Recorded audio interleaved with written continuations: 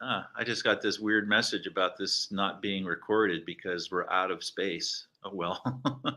It's not Well, recorded, but we're it'll be on YouTube anyway, so who cares? yeah, I and we're love live. we are live. I love starting the day on reference. I really do because it's I don't know. It's just very high energy.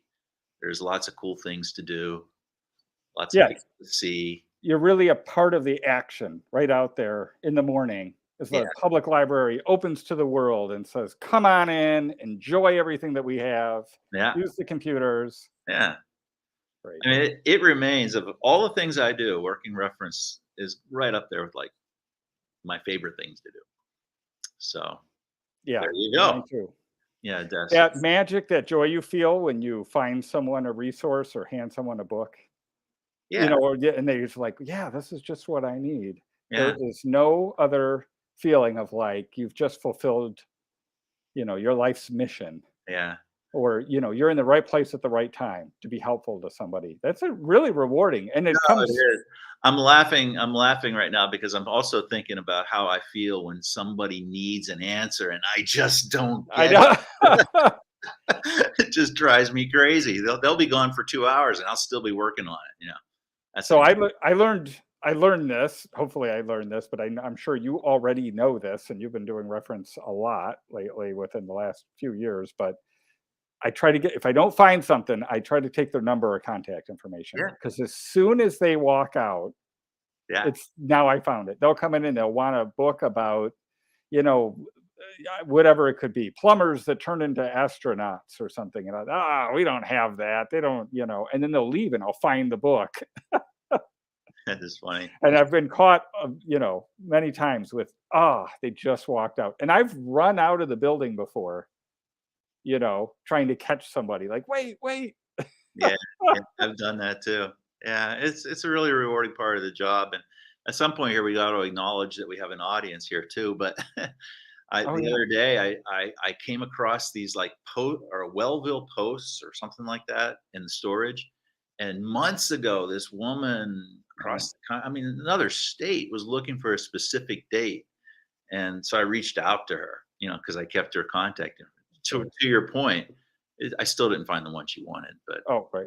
but she appreciated my effort. Yeah. Anyway, we do have an audience, and Wow. and we are here for another episode of Stories of Sundown. And I have a very special guest, only Oh, because he no. decides, whether I keep my job, whether I get paid. No, I'm just kidding. We'll see after this interview. No, just kidding. I'm we got kidding, Mac. we got Matt Willis, who is the newest, the 16th the 16th director in the history of the public library in Battle Creek. Not all of that Willard Library, I don't think, or maybe it was. I don't know. But the 16th, following Kathy Lucas, he took the job last year, and I finally got him to come on the program. Welcome, Matt. Thank you. So it's come to this. We had to start going through the workplace and No, asking your coworkers to come on and fill some time. No, yeah, no, Mac, thank you. I'm honored to be on your show. I've just been a fan of Stories at Sundown, Peaks in the Past, since you've launched all this stuff. Wow, this is going on 3 years, 2.5 years for well, I Stories at mean, Sundown. we closed for the pandemic in March of 2020, and I think in April of 2020 we had our Yeah. first Stories at Sundown, which was me reading stories, excerpts of stories at least, Yes. next to a campfire It's an actual sundown. at actual sundown, and then once as we like moved the program around to coincide with sundown, somebody complained, "I can't follow you if you move the time around," so we just picked the time. That's good. Yeah. But anyway, and going with our theme in January and February about your next chapter, I thought, what better combination of circumstances to have you on, because this is a new chapter for Willard Library, obviously, and it's a new chapter for you. Yeah. And we'll get into a little bit about your thoughts about the library in the future, what you're hoping about, but just want to learn a little bit about you. I mean, when did you come to Battle Creek? And 2002. okay, So just a little over 20 years ago. And I came from Garden City, Michigan, which is over near Dearborn uh in the huh, Detroit area. And I just finished up my master's degree at Wayne State in library science. And I was working at Plymouth District Library. I did an internship there, and then they hired me as a substitute librarian. And then I also had a little gig at the Harlan Hancher Graduate Library at U of M too, doing some cataloging there Wow. of Tibetan texts. And so, We'll talk about that too. yeah, it was 20 years ago. And so this was really my first full-time job as a librarian coming over to Willard. And I've just been here ever since. Yeah. That's the key to rising up in an organization. Just don't ever quit. Just stay. Eventually, everybody will retire or leave, and people leave, and then they look around, and you're the last one there, and they're like, "Well, I guess you can have the job." And he's kidding, folks. Because one of the great things about Willard Library, I think, is that we have people that have been here a very long time. Yes. And that says, I think, something about the organization. I think it says something about the community. I also think it says something about the level of service that librarians are ever offered their community, right? Mm-hmm. Yeah. I mean, there's a lot of folks that have been here 20 years. When I started, there was people here 30 and almost 40 years. Yeah. Some of the people that were here. And that's what I thought too when I came here. Here's an organization. People have just been here for decades. They love it. Everybody was totally engaged. It's a great library. It's a great town for a library. So I was just won over immediately when I came here. And folks, this is really genuine because we both talked about how this was not going to be an opportunity to promote Willard Library. This is just a conversation, but it's a genuine feeling. I mean, we enjoy it here. And you've had a lot of jobs. I got to know you really the first time when we were inaugurating, or Willard was inaugurating, BC Reads. That's right. And you facilitated it. And I was, for some reason, somebody thought that I knew what I was talking about. And I got to be included in that group that read all these books and made the choice. What are some of the things that you've done here, though, over your 20 years here? BC Reads being, sure, I think, because it's enormously popular. The one I'm proud of, and it's not obviously just me, and I didn't invent it, but I brought here the one-on-one book a librarian service. So we had for a while, we had computer classes, and we have computer classes again now. Jade is doing a wonderful job relaunching computer classes. But at that time, we had computer classes, and I felt like we needed more. We needed something to bridge, to meet everybody individually, so we could bring people along. One person's learning curve is different from another person's. And those classes, you could really tell, especially actually the labs, they had labs associated with them, and you would work with individuals. And one person would be, uncomfortable with parts of how to resize the window, but then right next to them would be somebody who didn't even know how to operate the mouse. They just didn't have any experience on the mouse. So I thought, well, let's just do one-on-one meetings, and we came up with the booking schedule. Like I said, that had been going on in other libraries before, but at Willard it was our first book a librarian, and then I was available for everyone that you could book up to 30 minutes with. So book a librarian was one of them. The book club in a bag too. I started, again, other libraries had that, but I was lucky enough to be able to launch it at Willard. You get 8 copies. You still do. The rules are still the same. 8 copies of your book club wants to read in a bag, and you check out the bag, and then you can keep it for 10 weeks or what you need. So everybody has a chance to read it in your book club and return it. And then I got to meet all the wonderful people involved in book club, so that was very rewarding. Yeah, I love books. I mean, and that's still a key part of what a library is. We'll talk about other stuff. I got a question here, and I want to remind folks that you can ask questions, but this looks like it might be a family member. Yeah. That's my Aunt Sue. Hi, Aunt Sue. Hey, Aunt Sue, you can watch this on YouTube. If you go to YouTube and search for Willard Library, you should be able to find it playing live there. Or if you go to Willard Library's Facebook page, you ought to be able to find it there. Does that need to be in a chat? Because she's saying it won't even... She's chatting. Oh, she's chatting with you now. Can I put it in my chat box? I don't think so. Oh, it won't work. Oh, that's a private chat. Okay. All right. So anyway, good luck, Sue. I hope you can get on, although it is recorded, so you can watch it later. Yes. Yeah. So, yeah, I mean, I want to talk a little bit about how you got into libraries because we can get through a lot of, we'll blow through a half hour pretty quick. Um, was there a particular Hmm. librarian or library, or what was it that put you on the path to loving books? So let me take you way back to when I was 4 years old, very young. It was my grandmother, and she brought me to Garden City Public Library when I was young and would take me there weekly. And I fell in love with the books. I would check out the same books over and over and over again. Mm. For a while I was into dinosaurs, then I was into these history books. I remember I was checking out some adult in the adult section, kind of like World War II, World War One history books. They had a lot of photos and plate photos in them.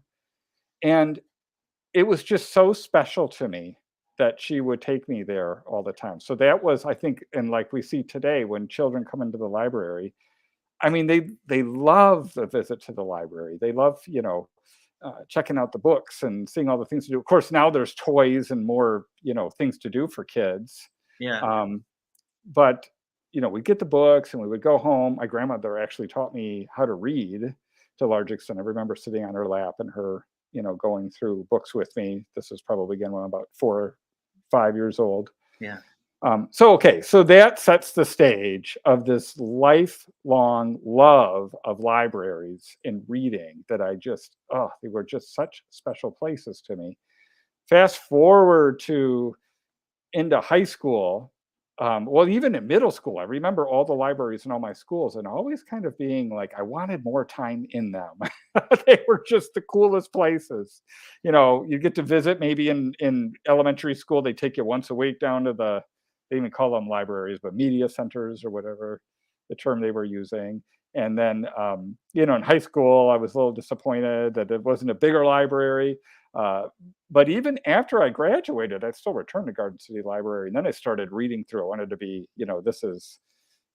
I'm 18 years old, so I'm reading all the intellectual stuff back then. I thought I wanted to read all the Dostoevsky novels, and I took a summer and checked them all out. Then I got to college at Eastern Michigan University. And of course, beeline right to the library, had my favorite sections that I was reading. By this time, I was into Asian religions and philosophy and things like that. But I had a professor there, Phil Schmitz, who I'm wondering if he's still teaching there or maybe he just retired.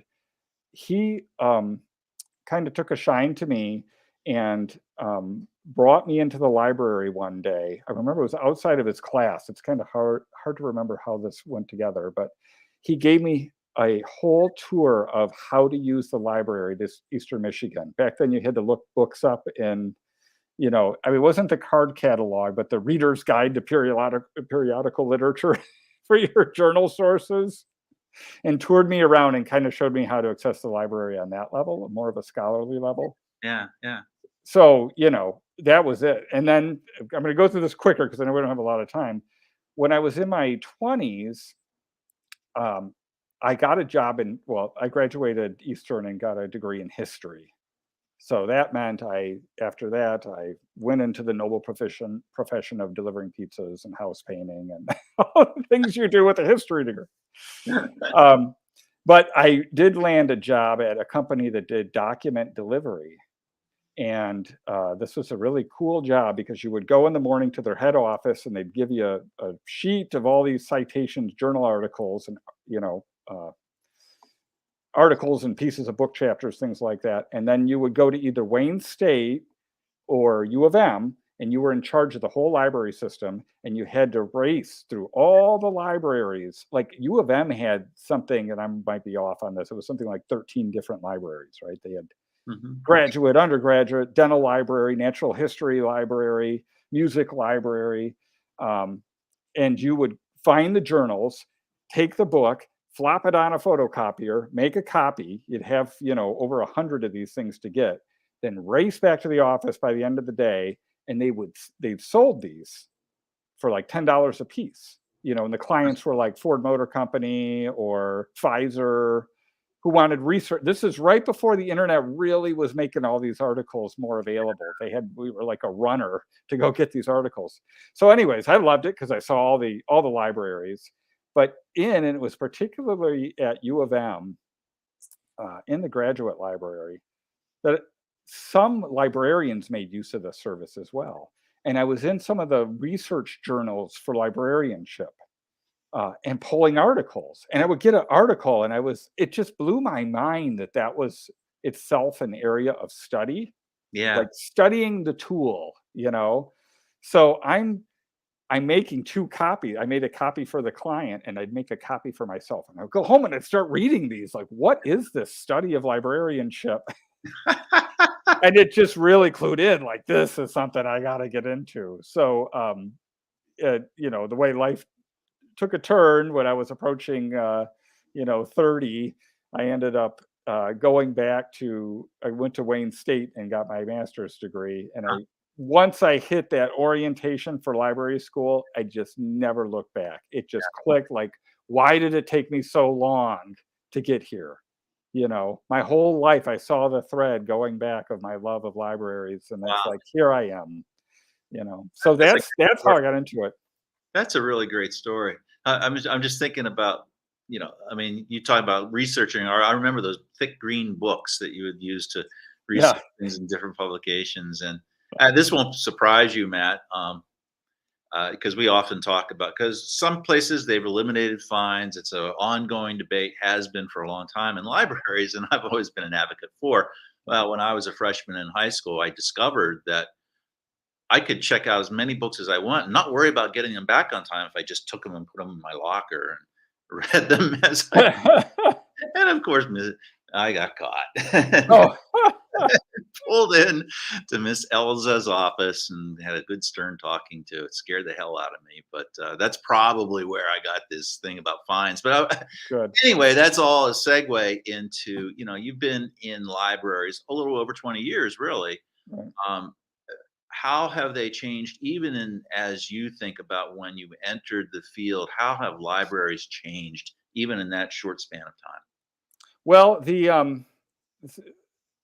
one thing at Willard I've noticed, I mean, well, as everybody's noticed, it was really a lot busier with foot traffic when I first started. Yeah. And like the mall in Battle Creek too. People went to the mall, and that was a busy place. When we hit, I think it was 2007, we hit the 1 million circs at Willard. Yeah.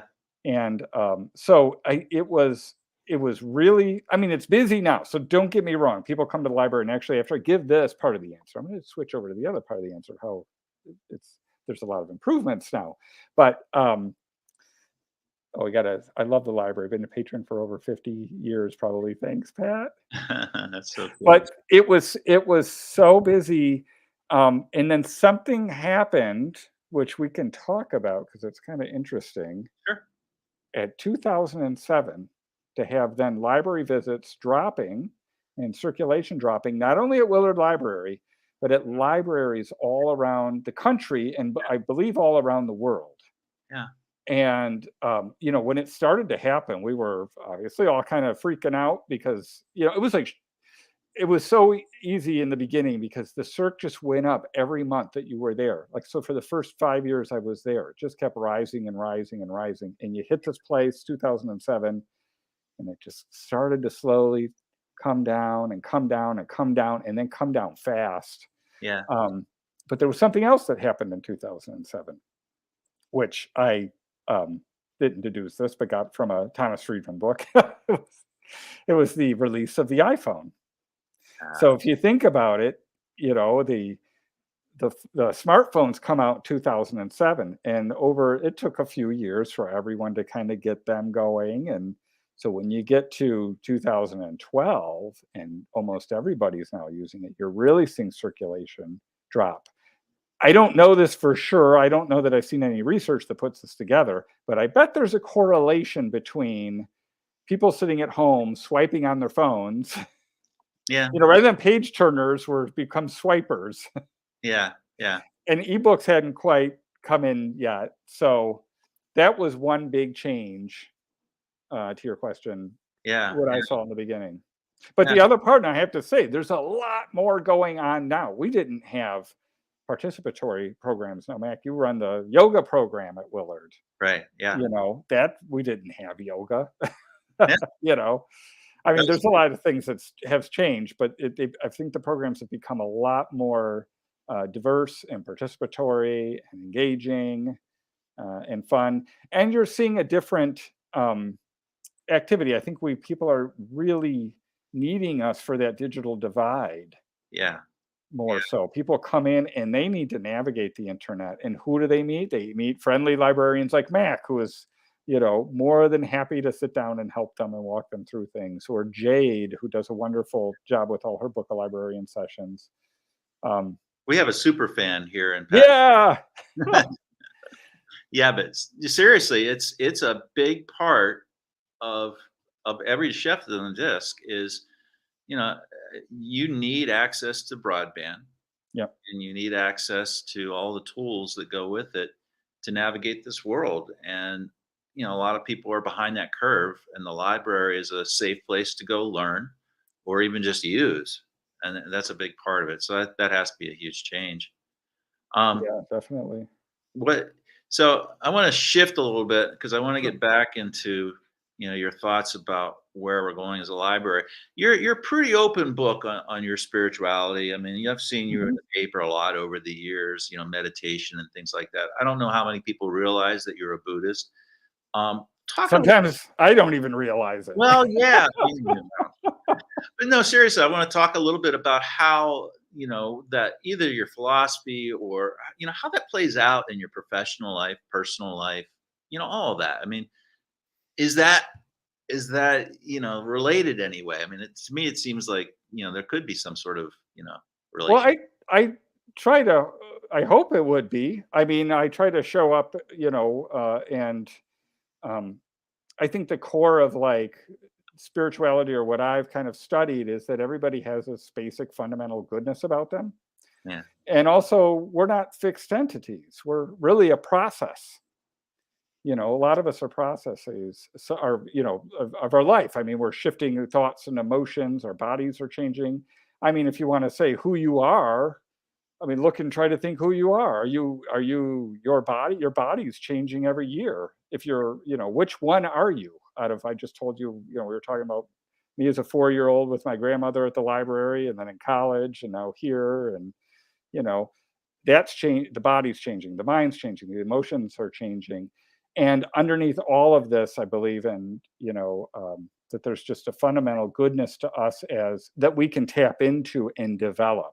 That's a big thing about meditation is we can develop our minds, and in order to be more helpful to other people, and have our own lives be a little bit more stress free. Try to find like an inner peace. Now, I don't know how successful I've been at that. I mean, it's called a practice, so you're always working at it. I try to meditate a little bit each day and start off the day like that. And the big thing is when I get into situations with people, in just stressful work situations, I try to let it go. I try to not, I never hold any grudges, but I don't try to, put someone in a box or feel like that's, that there's, good people and bad people or something. We're all just trying the best we can to get through. Sure. Yeah. So it's a very positive type. Well, and I think all spirituality is. I don't think it's unique to Buddhism, but that's, Well, kind of yeah. how I approach it. I mean, it sounds like it helps. Yeah, I mean, the I don't know if it's a secret. Maybe it's not a secret, but one of the things that librarians and our support staff, which we all navigate in sort of a crucible because people come to the library and Yeah. they come from all backgrounds, um, all economic strata. They bring conflict. They bring, and Mhm. we do amazing. Our children's services staff does an amazing We job do. with our teenagers. Yeah. They come in after school and they're just full of piss and vinegar. And Mhm. I'm allowed to say that on the internet, by the way. Yeah, yeah. Reject. But I mean that's a piece of the job, and we're frozen. I don't know what's going on. Can you see? Yeah, you're back. Okay. Huh. It freezes you whenever you kind of use an off term, I think. Yeah, No, must have just been kidding. it. The sense. No. I get your point. Go ahead. Keep going. No, I just, I wanted to talk a little bit about that, because, it's a challenge, right? We want to be a place of community. Yes. Communities can be thorny places, right? Yes. Messy places. Messy places. Yep. So, we all have how have you navigated that in the past and now as a director? I mean, how do you create a team where it's just a reality, right? And some days are going to be harder than others. Some moments are going to be harder than others.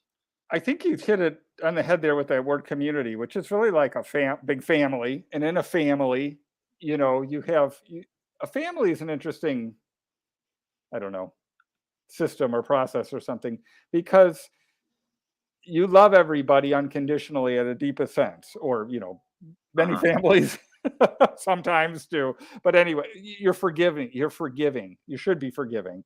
And so we have all our differences. But then when it's all said and done, with your family, you'll say, well, it's still my sister, or it's still my dad, or something like that.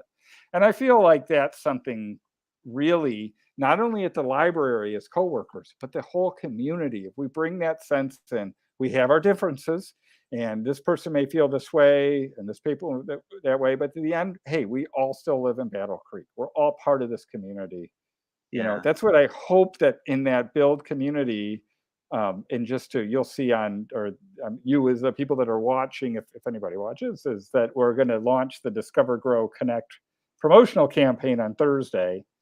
In that last word, connect, is about building community, about this, how can we find respect and trust for each other in difficult times that we're in, Yeah. And we are in difficult times. And, for a lot of people, the library, and when we were closed, I mean, for a lot of folks, that was like, traumatic, because Yeah. they come every day, or not. That's right. Some do. I mean, there are some that come Yeah. every. And so bringing that place back has been, I think, a real balm for people. And bringing back the yoga class. I mean, we did a yoga class right before, as an example. Right. And we could come up with a dozen examples if we wanted to, but we did that right before the pandemic. It was incredibly popular, and I can't tell you how many people have thanked me. I get the credit, even though you're the one that told me to do it. No, no, but thanked us, seriously, for bringing that back, because there's a meditation element even to that. Definitely. Julia Jackson really helps people to think about the world in a way that gives them quiet, that gives them calm, that gives them self-assuredness and acceptance and grace. Not that every program we do is that explicit about that. But every program has something about it that's engaging and uplifting, or I mean, I guess it could be, if we had community conversations and those kind of programs, could be a little more challenging too. Sure. But at the end of the day, you're going to be stimulated or engaged, or you're gonna get something, from attending a library program. Yeah. Do you think it's tougher now to be a librarian than maybe it was in the past? Do you think it's more challenging? Oh, I don't know. I mean, there's unique challenges we face, but I wonder if you wouldn't face those at a lot of different places too. Sure. I mean, we've had to deal with, of course, the pandemic, and people have had a lot of, like you've pointed out, it was really tough for people, and you get a lot of different emotions coming in. And then Willard too, when we're working there's some people in the public present, certain challenges too, that, but I don't know. Was it tougher now? I think, and you have to tell me because you've been in it longer than I have. It seems like that the breadth of skills that we have to be ready to tap into. Okay, yeah, wider. yeah, I'm not a trained computer trainer, for example. right. I pick it up intuitively. I've used it a lot, so I think I do a pretty good job.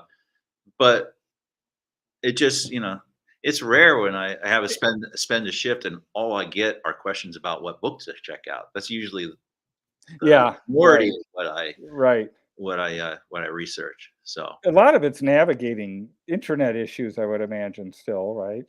oh That sure, that you're getting, yeah, and that can go a lot of different ways, and then we're frustrated as the patron sometimes when you get you forgot your password, the only way to get your password back is they'll send it to the email address, which you can't get into, and, you know, they have all kinds of things like that, and actually, I brought up that digital divide, which it's so tough for a lot of people. Now we're hitting tax season again, all this stuff is online.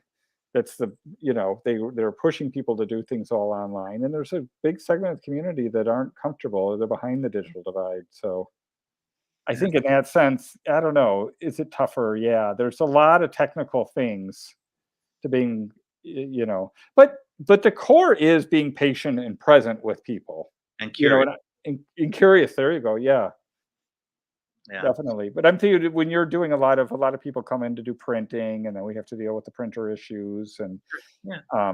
but you're kind of you're with them on their journey, helping them. You're a little stop along the way to to help And them out. again, they're so grateful for the help too, often, because Yeah. it's so important. Yeah. So talk about, it's we're a half hour in now. We can go over because Oh, okay. they'll I hold can't. up. All Huh? right. I've got food in the oven, so we'll go a little bit over.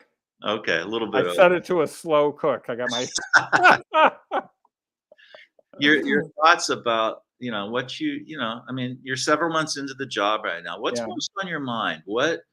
Where do you see, what if you could like say, I mean, not that things can't change, but Right. what would you like your signature to be on how our library evolves in the Well, next several years? And you kind of yeah. alluded to it already with our new purpose statement, but yeah, Yeah, the new purpose statement, discover, grow, connect, or Willard Library sparks discovery, growth, and connection. Really a lot of it to me is about the strategic plan. So we just edited the strategic plan, and the new one, it's on our website under the About tab. You can look at it there. I think finance and policy, if you want to be technical. But as we go through that strategic plan, there's 4 strategies that we're really going to work at least over the next 3 years to focus in on. The attract and retain users. I mentioned the 2007 and the height, and then the smartphones and that coming down. So how do we reach out and make sure everybody feels welcome in the library, that it's their library? I believe there's a lot of ways to bring in people that haven't traditionally used the library into the library.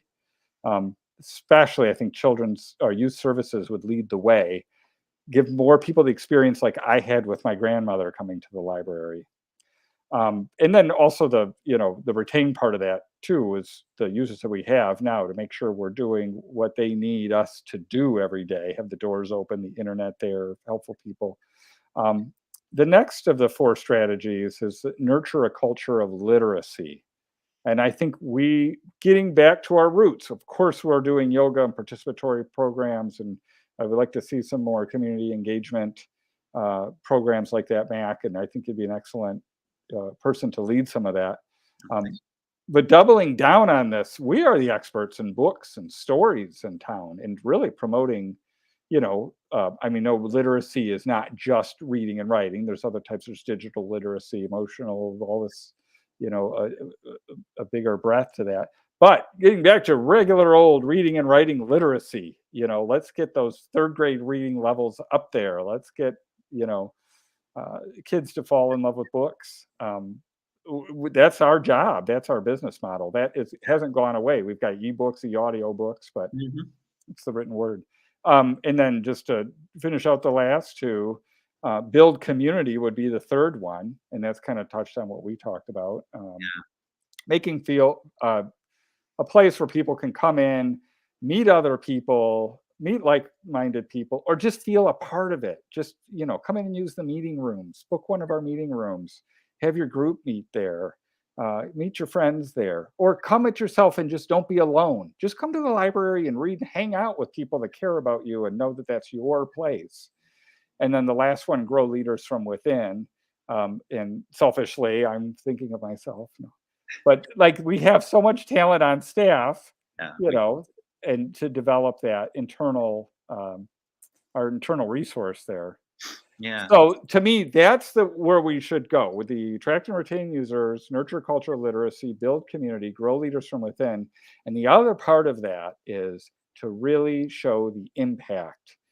We've done a really good job at counting things, circulation stats and how many books. Yeah, that's how many books checked out, how many people come in the library, how many people attend a program. But it's hard to measure the impact on someone's life. Yeah. To tell that story and to show that enduring, investment that people have made in the library, the dividends on that. So I think that's going to be the challenge in the next 3 years. What I would like to see us to do those 4 strategies, and then also try to tell those stories about how the good that we're doing in the community, to make sure we're doing good in the community, but then to communicate that. Right. And really capture those stories with people. But there's so many exciting things. We got the vocal booth in the creative space. Yeah. That's starting to fill up now. People are going in there recording their music. All the time. Yeah. People always more, want in there. More creative programming going. I'd like to see more community programming going. Things for what we call third agers, or mature adults to come in and have their place there. So I think we're really at, coming out of this pandemic, we're really at a great place to just take it to the next level. And I think it's just a wonderful community. Battle Creek has always treasured the library. We really are unique in the size of our library for the size of community we have. I mean, that's right. It really is and that, to that we owe a lot of visionaries going back 100 plus years. More than 140 years, who really valued the idea of a collective resource for the entire community. And yeah, it's really something. We could keep on talking, but I don't want to burn your dinner. Yeah. What I always ask guests, have they read or are they reading anything that they would like to talk about? Yes. I don't want to cover up. Can you see it? Transformer. I can't see the byline. Nick Lane. The Deep Chemistry of Life and Death. This book is fantastic. So I like to dabble around and read a little bit of everything. This book tries to answer the question, how did life begin on Earth? How did inorganic chemicals and materials somehow turn into organic? How did life come from that? And there's a lot of the theories that they're offering now are getting more and more robust. And now they're exploring like deep sea vents, and the way, this ancient thing called the Krebs cycle, which I've just learned about. I've not heard of that, the Krebs cycle. Yes. You have heard about it or haven't? Not. So it's basically, and if you guys, there's science-minded people out there, please excuse me, but it's basically how your body takes matter and turns it into energy. It goes through this cycle. You take in some kind of, molecules, and then you create something called ATP that gives you energy. Well, in the very beginning, it kind of worked in reverse. It hit a reverse Krebs cycle where somehow these molecules took energy and made matter. Wow. And it filled up everything. And then that, kind of put a lot of oxygen in the atmosphere. And then it kind of went into reverse. And now we burn oxygen and create energy. So I'll close. Why don't we close and read a small paragraph for you? Please do. That's great. And Nick Lane, if you do this book, I want to make a recommendation. I gotta try this again. Transformer by Nick Lane. Kind of getting it up there. Yep, you got it. Get it on Hoopla and listen to the audio, because he goes through a lot of heavy science, and it's nicer to hear that. I understood maybe 85 or maybe not 85. I didn't understand about 85 or 90% of this book, but the 10% I understood blew me away, and it was well worth it. Okay. Go ahead. Here's the paragraph.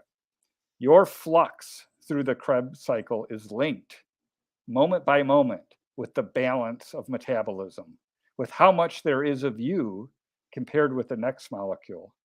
You are bound to the flow of electrons, to the pumping of protons, to the electrical charge on the membrane, to the genes switched on and off. Protons scuttle instantaneously around the membrane, equalizing the charge at each location, cohering an electromagnetic field that exerts its force everywhere in the cell. The water bound to surfaces inside the cell oscillates in phase, uniting the molecules of metabolism in the symphony. Changes in the outside world, in food, electrons, protons, oxygen, heat, or light, all are converted through metabolic flux into dancing electromagnetic fields, shifting the mood, the living states of a bacterium. You have just been part of something magic, the flow of life through a living cell on this restless planet of ours, the rush of change that forces the oneness of self. You are a moment in life. Wow. It's cool, man. I'm telling you, I'm going to Cool. do a job. You got to read into this, and it blows you away. That's cool. You only need to understand 15% of it. That's all. Yeah. Matt, thank you so much for coming on. Thank you, Mac. I Yeah. appreciate it. Yeah. You're right. It whizzes by so quickly. We could go for It another. does. We could. I mean, we didn't get to a lot of the things I have written down, but you're so long-winded. Just kidding. All right. And so our next story is at Sundown. February 13th is the one we have scheduled, and that's Laura Oddie. That's going to be a lot of fun. I can't believe it's been this. I've been doing this long and haven't had Laura on. Laura has done a lot in this community, and we're going to talk about next chapters and next chapters and next chapters because she's an expert. So with that, everybody have a good night and a good week, and we will see you soon. Thanks.